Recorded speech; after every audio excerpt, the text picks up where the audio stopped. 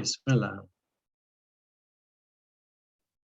أعوذ بالله من الشيطان الرجيم. بسم الله الرحمن الرحيم. الحمد لله رب العالمين وصلى الله على Muhammad وعلى آله الطيبين الطاهرين.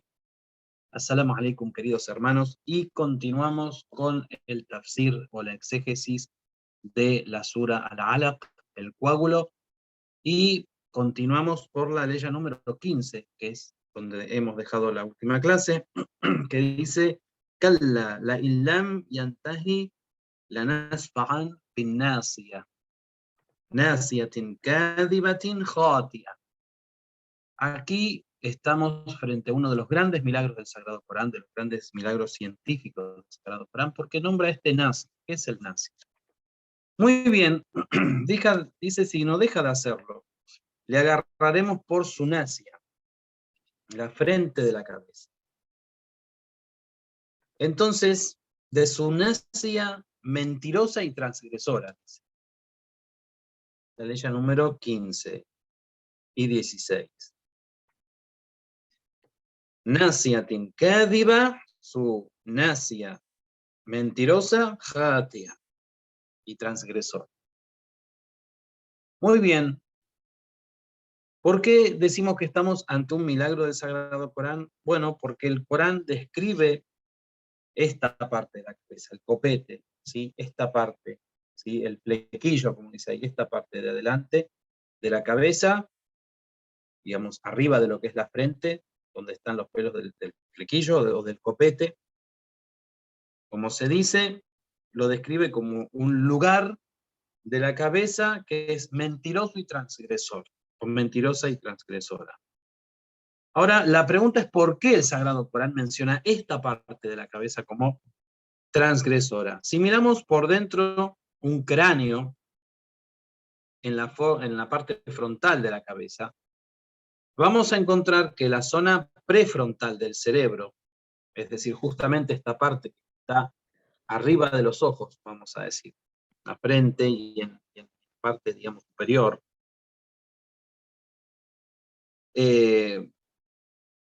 vamos a encontrar que es la zona del cerebro, que es la zona de la motivación y la capacidad de planear e iniciar movimientos, y estos movimientos y estas cosas que uno puede planear o planificar, ocurren en esta parte de la cabeza, en la porción anterior de los lóbulos frontales de la cabeza, o lo que se llama la zona prefrontal.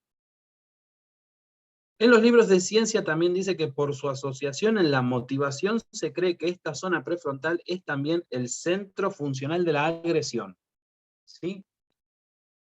Entonces, esta área del cerebro es la responsable de planear, motivar e iniciar el comportamiento pecaminoso, también correcto, de la persona. Y es responsable de decir mentiras o de decir la verdad. Es decir, que cuando una persona va a hacer una maldad, por ejemplo, o un pecado, lo primero que trabaja es esta parte frontal de la cabeza, o el copete, o el nasia, como dice el Sagrado Corán. Lo mismo cuando va a mentir, o también cuando decide decir la verdad. Por lo tanto, dice que esta parte de la cabeza la describe como mentirosa y pecadora, o transgresora. Cuando alguien miente o comete un pecado, tal como dijo el Sagrado Corán, es una nasia mentirosa y transgresora. Los científicos han descubierto estas funciones de la parte prefrontal del cerebro apenas en los últimos 60 años. Es decir, el Corán hace 1400 años está mencionando esto, que es realmente un milagro. La parte prefrontal del cerebro. Detrás de la parte prefrontal está el área motriz del lenguaje, y sabemos que en otras partes del cerebro se van a, iniciar algunas actividades, o por ejemplo, hay un área que es el área del sabor, hay otro área que es el área auditiva, la corteza auditiva primaria, la corteza visual, que está totalmente del lado contrario al nasia, pero en el nasia, en este área prefrontal, es en donde la persona va a decidir si dice la verdad, si dice la mentira, si va a, digamos, pergeñar una mentira, es en esta parte que se llama el copete. Por eso realmente este es uno de los milagros sagrados. Entonces, el Corán que nos dice que, por cierto, que si no se abstiene, le agarraremos por el copete. Es decir, que la misma capacidad también de abstenerse de hacer los pecados está en esta parte frontal del cerebro.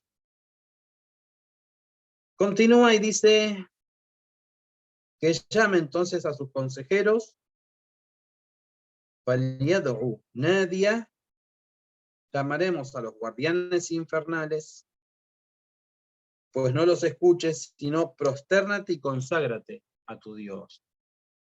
Esta es la parte final de la sura. Luego de hablar de los incrédulos rebeldes y de aquellos que impiden rezar a los transeúntes del camino de la verdad, como vimos en la clase pasada, y que se refería a Abu Jahl y a los que son como él, en estas aleyas lo hace blanco de las más intensas amenazas. Estas amenazas son para este tipo de personas que dice que, por cierto, que si no se abstienen la agarraremos del copete, desmentidor o mentiroso y pecador. Muy bien. La nasfan proviene de la raíz safa y tiene varios significados: agarrar, arrastrar intensamente, abofetear, ennegrecer la cara. Por ejemplo, se denomina saf a los 3 pedazos de piedra que se utilizan para hacer el fuego o para calentar una olla, ya que son negros y humeantes.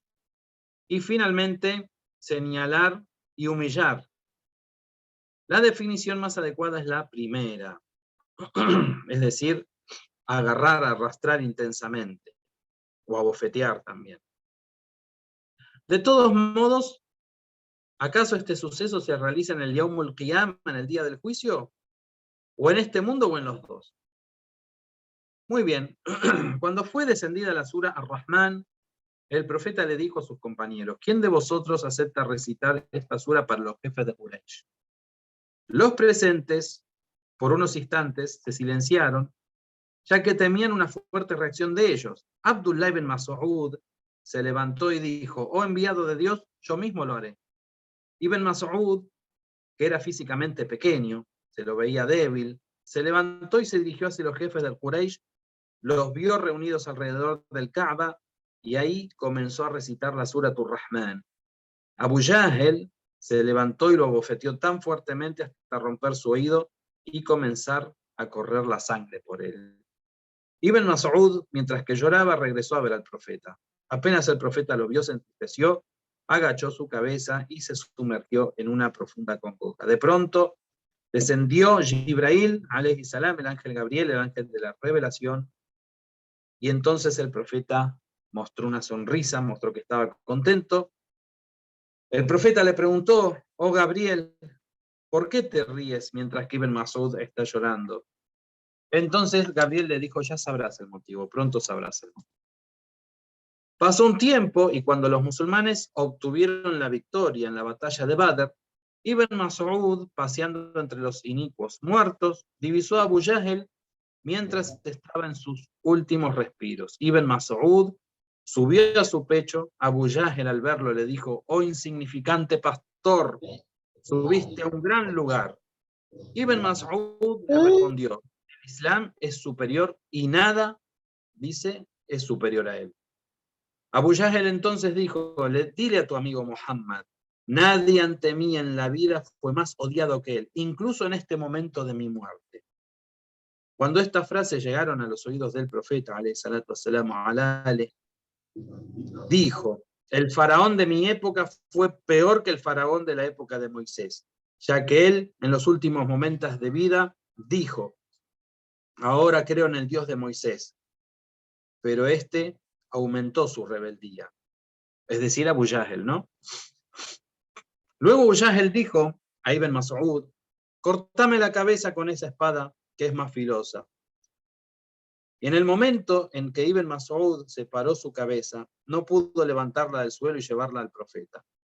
Tomó su copete, o sea, del nasia, de esta parte de adelante, y la arrastró por el piso hasta llevarla ante el profeta de Dios.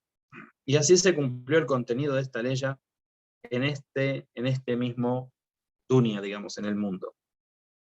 Y como vimos, este vocablo nasia es el copete, pues la parte donde nace el cabello, es la parte frontal de la cabeza o del cerebro, y es también de donde agarran, cuando cortan la cabeza, agarran una cabeza y toman una cabeza a una persona. Muy bien. Entonces también cuando en esta parte de la aleya habla del nasia, como dice, Kadiban, Ghatian, habla de Abu Jahl y de los que son como Abu Jahl. Ya lo explicamos la otra vez en la clase anterior, que estas aleyas se refieren a Abu Jahl y a los que son como Abu Jahl, ¿no? A los que impiden el rezo, a los que impiden el desarrollo del Islam, a los que se enfrentan, a los enemigos de Dios, a los que mismo en nuestro Qur'an, en nuestras prácticas obligatorias, para nosotros es obligatorio separarnos y desentendernos de esas personas, las personas que son enemigos de Dios. Muy bien. Según un dicho de Ibn Abbas, leemos que un día Abu Jahl vino hacia el mensajero de Dios y en el momento en que estaba rezando cerca del Maqam Ibrahim, junto a la Kaaba, gritó: ¿acaso no te había prohibido hacer esto? El profeta entonces le gritó y lo alejó. Abu Jahl dijo: Muhammad, ¿me gritas a mí y me echas? ¿Acaso no sabes que mi pueblo y mi familia son mayoría en estas tierras? Y en esa ocasión descendió este ignorante engreído que llame entonces a todo su pueblo y toda su familia y que les pida ayuda. Nosotros también llamaremos a los guardianes del infierno, es decir, la última parte de la sura.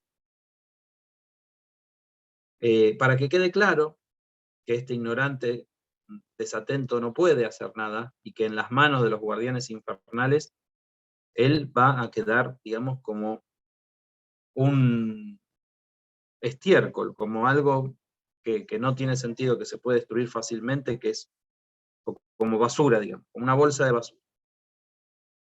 El vocablo nadi que utiliza aquí viene de la raíz nedá, llamar, como nedá, que significa llamar en voz alta, proclamar, pero significa el vocablo, la raíz significa asamblea general. A veces se utiliza para referirse a lugares de paseo, ya que en estos lugares la gente suele encontrarse y llamarse.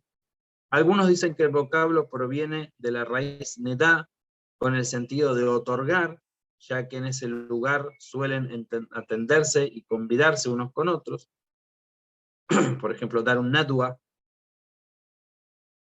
que es el nombre de la asamblea de consejeros de Quraysh, y este nadwa también proviene de la misma raíz. Aquí nadi significa el grupo reunido en la asamblea, o en otras palabras, el pueblo, el clan y amigos, en quien personas como Abu Jahl se respaldaba. Abu Jahl sabemos que era un poderoso de la Meca, el tío del profeta, y que él se respaldaba también en los otros poderosos de la Meca y buscaba, digamos, la complicidad para atacar al profeta.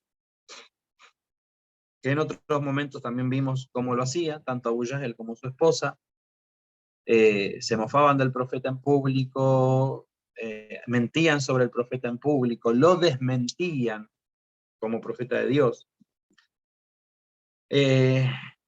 Y acá está, entonces, sanad'u zabania, esta palabra zabania, perdón, zabania, no zabania, con la no, zabania, ahí está, muy bien. Falyad'u nadia, este nadia es lo que acabamos de ver. Ahora, este término, zabania. Zabania, ¿qué significa? Bueno, aquí dice que es el plural de zebnia. En su origen significa como los guardias de seguridad.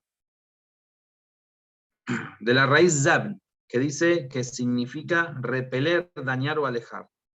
Y en este caso son los encargados, los ángeles encargados del fuego del infierno. Y la última ley dice, esta última, calla, pero no, muy bien, ¿dónde está? Ahí. Pero no, no les obedezcas, prostérnate y busca la cercanía a Dios.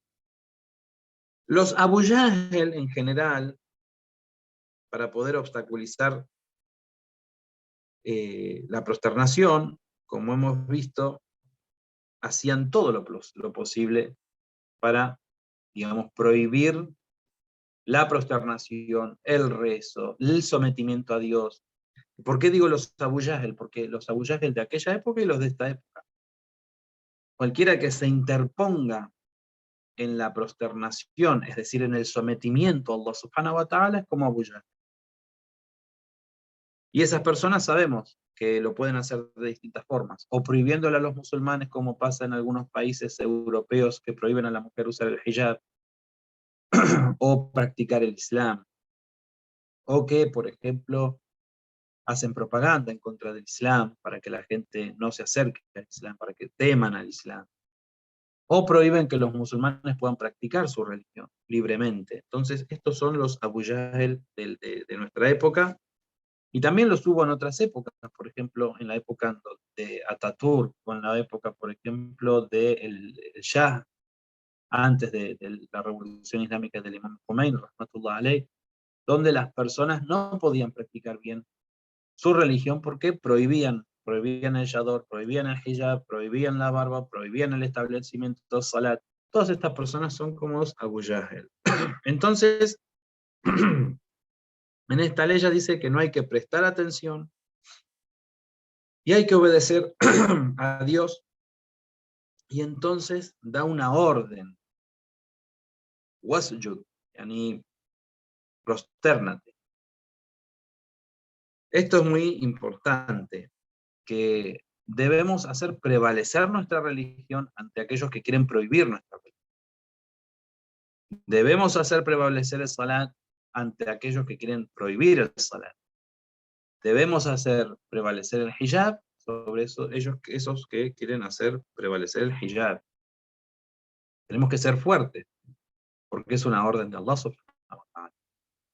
Dios dice, Kalla la tuti'hu, no le obedezcas, no le hagas caso, no lo escuches.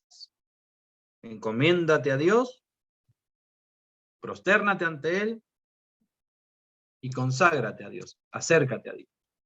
Es decir, que la mejor forma de quebrar la espalda de estos satanáses es practicar el Islam y ser más fuertes en la práctica del Islam.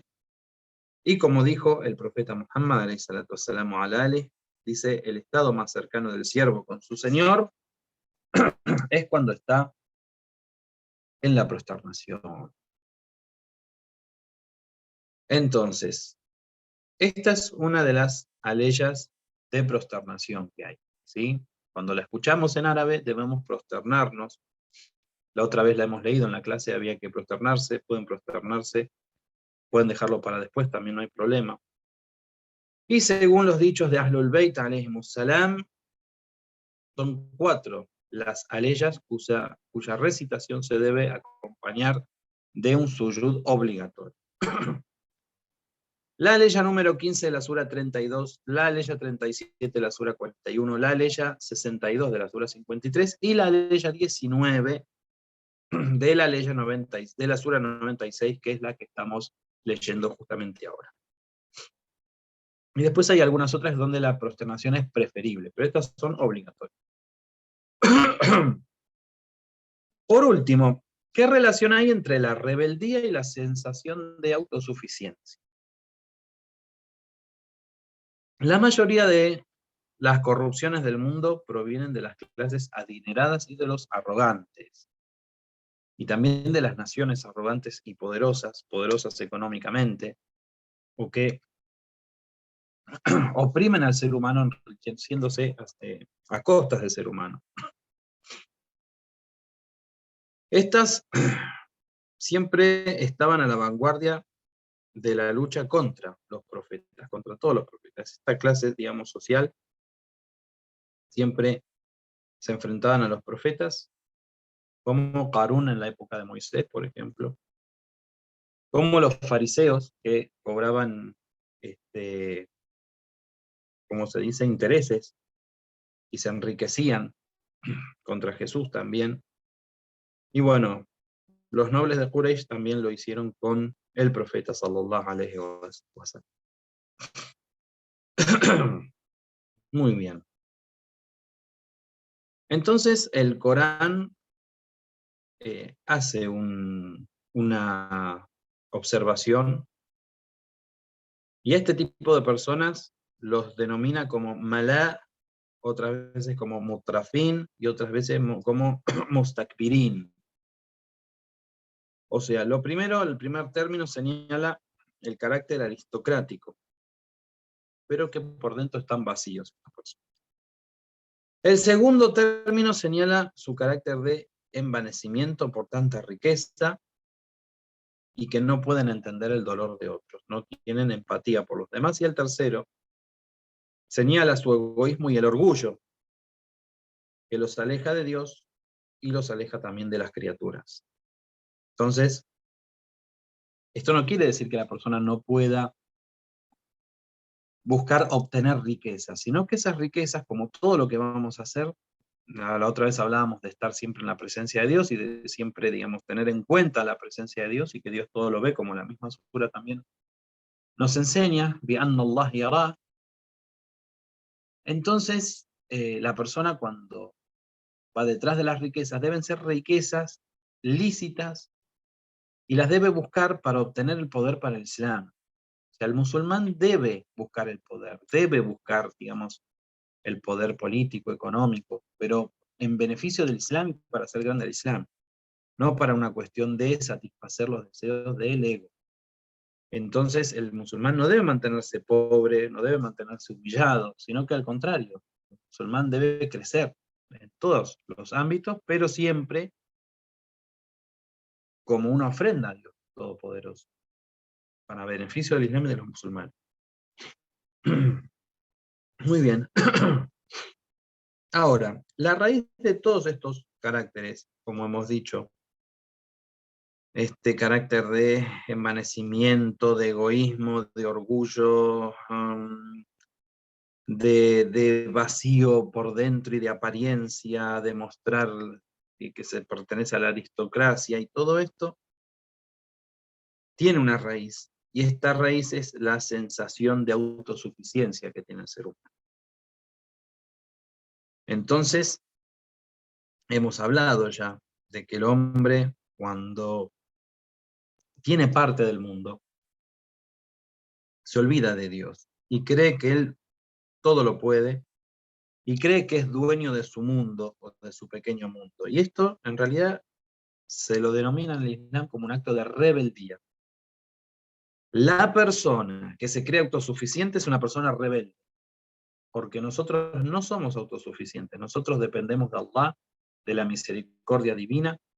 Sí, Dios nos da un poder y nosotros debemos utilizarlo bien. Y nosotros, el poder que emana de Allah subhanahu wa ta'ala, debemos utilizarlo correctamente. Y si la persona lo utiliza correctamente y tiene buenas intenciones, Dios le da el triunfo, Dios le da el poder. Pero un poder que beneficia, un poder que nos transporta hacia el otro mundo, al paraíso, es un poder que se pone al servicio de Allah subhanahu wa ta'ala. Si no, no sirve. Entonces, si no, empezamos a creernos realmente que somos, perdón, que somos autosuficientes, que nosotros lo que logramos lo hemos logrado por nuestro esfuerzo, por nuestro conocimiento, por nuestras capacidades. Y nos olvidamos que esas capacidades provienen de Allah, que las oportunidades provienen de Allah, que Allah es el que contestó nuestras súplicas cuando teníamos añoranza de tener esas capacidades, porque nadie nace con todas las capacidades al 100%, entonces muchas veces nosotros pedimos. ¿Cuántas veces en Laylatul Qadr hemos pedido por el sustento? ¿Cuántas veces, en cuántas súplicas hemos pedido que Dios nos incremente el conocimiento, el intelecto, que nos haga salir bien en los exámenes. ¿Y cuántas veces nos olvidamos de eso? Cuando ya tenemos todo, tenemos el examen aprobado, la carrera terminada, el puesto, no sé, el dinero, el poder, lo que fuera, y ya nos olvidamos de Dios y decimos, no, esto me lo gané yo, esto es parte de mi propio mérito, yo estudié, yo me quedé hasta las 4 de la mañana estudiando. Sí, está bien, vos hiciste tu esfuerzo, pero no sos autosuficiente. El sacrificio se reconoce, pero detrás de ese sacrificio hay una capacidad de poder hacer las cosas que la da Allah subhanahu wa ta'ala. Digo, la capacidad de hacer todo lo que hacemos, desde caminar, tomar un vaso de agua, lo que fuera, hasta la cosa más que parece más sencilla, en realidad es por un poder que nos da Allah. Entonces debemos ser agradecidos y saber que no somos autosuficientes. Y estas personas que tienen riquezas, que tienen nombres, familias, ¿no? Como Abu Jahl hacía notar de su carácter aristocrático y poderoso, y Abu Sufyan lo mismo, y otros. En realidad, cuando Dios golpea a estas personas y viene un terremoto, viene cualquier tipo de desgracia que es imparable con el dinero, viene una enfermedad, estas personas realmente, si todavía les queda un poco de luz en el corazón, puede ser que se den cuenta que es una advertencia y que Dios es el Todopoderoso y que deben someterse a Él y hacer súplica y pedir perdón. Pero muchas veces, lamentablemente, el hombre se vuelve sordo, ciego, mudo, sukmun, bukmun, umyun, como dice el Corán. Entonces, la persona realmente no se da cuenta hasta dónde está embarrado y ya es difícil salir del barro. Por lo tanto, siempre debemos estar y contarnos entre los poseedores del conocimiento y no entre los ignorantes, ignorantes que creen que son autosuficientes, ignorantes que creen que Dios no juega ningún papel en sus vidas. Esto es muy importante. El ser humano depende de Allah y la mejor forma de romper con la arrogancia del ser humano, como pasaba con la arrogancia de Abu Jahl, que descendieron estas aleyas por él, es someterse a Allah. Por eso, ¿cómo termina la sura? Dando una orden de prosternación, es decir, de sometimiento a Allah subhanahu wa ta'ala. Entonces, queridos hermanos, esto ha sido las 19 aleyas de la sura Al-Alaq, una sura que comienza las 5 primeras aleyas, que fueron las 5 primeras aleyas reveladas por Dios, invitándonos al conocimiento, como dijimos, recordándonos que Dios es el creador, recordándonos que Dios, así como nos invita a la ciencia, Él nos enseñó lo que no sabíamos. Él enseñó las grandes cosas, como la escritura, como el cálamo, la utilización del cálamo. Como dice allí, le enseñó al hombre aquello que no conocía. Allama al-insana man lam ya'lam. Le enseñó al hombre lo que no sabía. Es decir, le dio esa capacidad para llegar a grandes lados. Y que comienza diciendo, Iqra bismi rabbika alladhi khalaq. Lee, busca el conocimiento. ¿Pero cómo? Bismi rabbika alladhi khalaq. En el nombre de Dios, es decir, por y para Dios. Por y para Dios, y reconociendo a Dios como creador nuestro, reconociendo a Dios como el Señor nuestro, como el criador nuestro, como el educador nuestro, aquel que creó del alaq, como hemos visto en la primera clase, otro de los milagros del Sagrado Corán, nombrar el alaq, como dice allí, algo suspendido, un coágulo de sangre suspendido, y que bueno, habíamos visto toda la similitud que tiene con la sanguijuela, con ¿cómo se llama esto? Ahora olvidé la palabra. Cuando recién prende el bebé, digamos. Entonces, queridos hermanos, las 5 primeras aleyas son un sacudón que nos da para reconocer la grandeza de Allah. Pero después hace todas unas advertencias que tienen que ver con aquellas personas que son ignorantes, que prohíben el Islam, que prohíben el Salat, que prohíben el desarrollo de la verdad para los creyentes y para las creyentes. Y hasta el final está haciendo una advertencia sobre el castigo que tendrán estas personas y que serán humillados, porque ellos humillan a los creyentes. Walhamdulillahi Rabbil Alamin. Esta sura la hemos terminado, inshallah, y la próxima clase, con la ayuda de Dios subhanahu wa ta'ala, estaremos viendo, ya les digo, la sura número 95, que es At-Tin. Sura At-Tin, At-Tini, Wat-Tini, Wat-Zaytun, Wa-Turi Sinin. También hay milagros en esta sura. También hay palabras asombrosas en esta sura, ya la vamos a ver. Y hay una linda interpretación también. Así que, inshallah, los espero el próximo sábado a la mañana. Bueno, en Argentina son las 11 de la mañana para ver esta sura, Wat-Tini Waz-Zaytun. Walhamdulillahi Rabbil Alamin, wassalamu alaikum wa rahmatullahi wa barakatuh. Que Dios los bendiga.